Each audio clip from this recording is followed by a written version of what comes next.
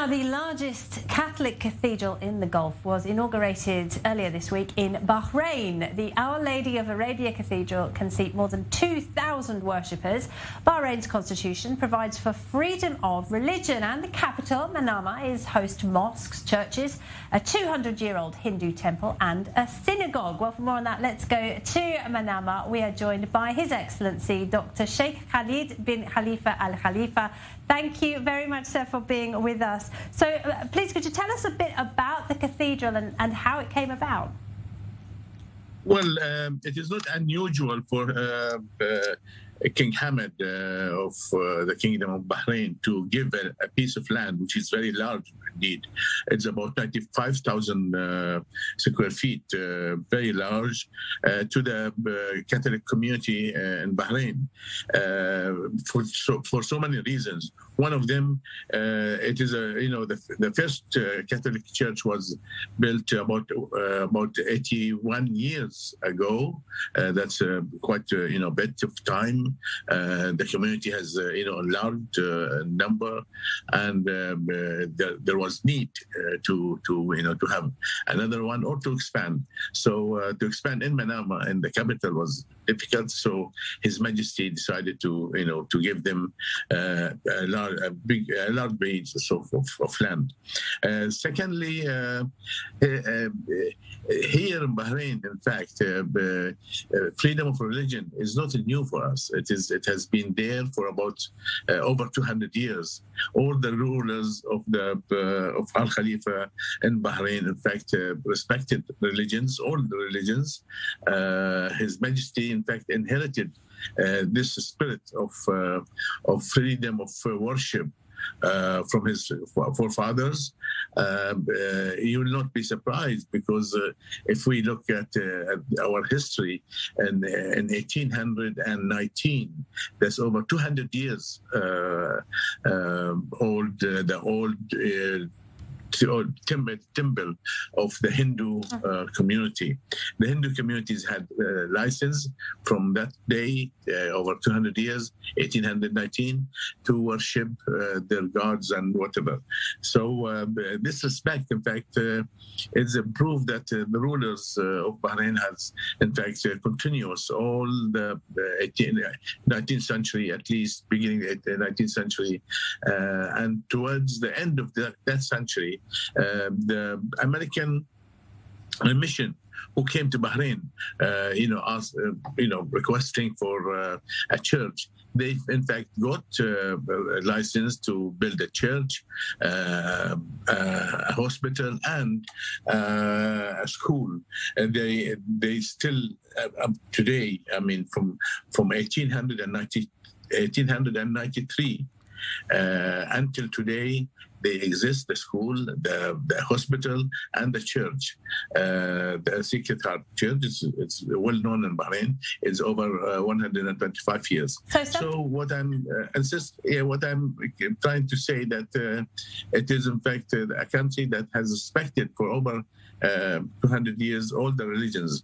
In the 20th century, in 1935, in fact, the Jewish community had that license to build a synagogue. Oh, right. Well, I did mention in the introduction that the freedom of religious worship is actually enshrined in the constitution in Bahrain, and some of our viewers might not know that. They might not know that there is a large Christian community. How important is interfaith tolerance in the Bahraini culture? Sorry? How important is tolerance? How important is the tolerance of other religions and other faiths in Bahraini culture?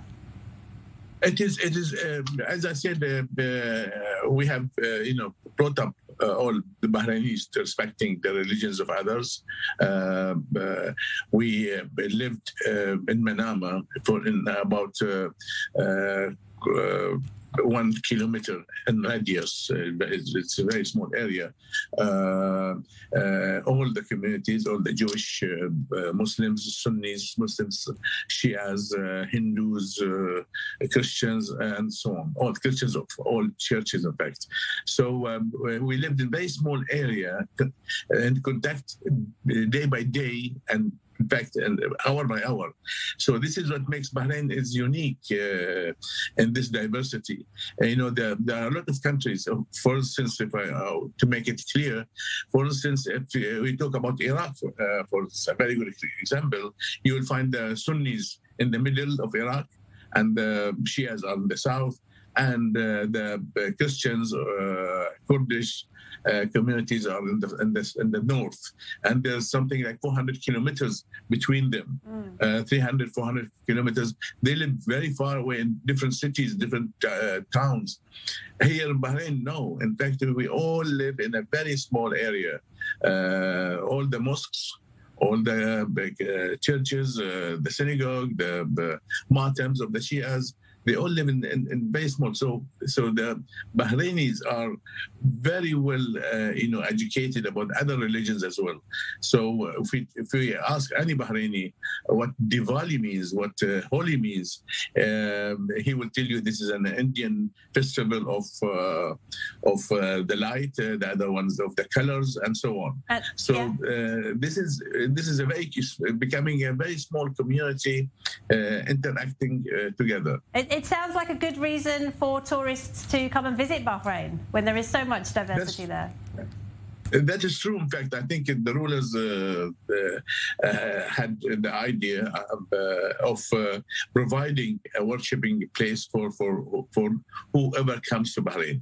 The number is not really important in Bahrain, because His Majesty the King has said, when we talk about worshipping places for this number of people, then he would say even one person, if he is here, he would like to pray, he should be provided a place to pray.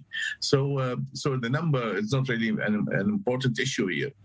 Anyone who needs to pray, who would like to pray and to perform, whatever he would like to, in worshiping his God, then he should have a place to do so. Therefore, the respect of all the Bahrainis, despite their religion, for each other, for each religion, is very well known for us since a long time. That's why, in fact, they don't find any problems, in attacking, mosques or synagogues or churches or whatever.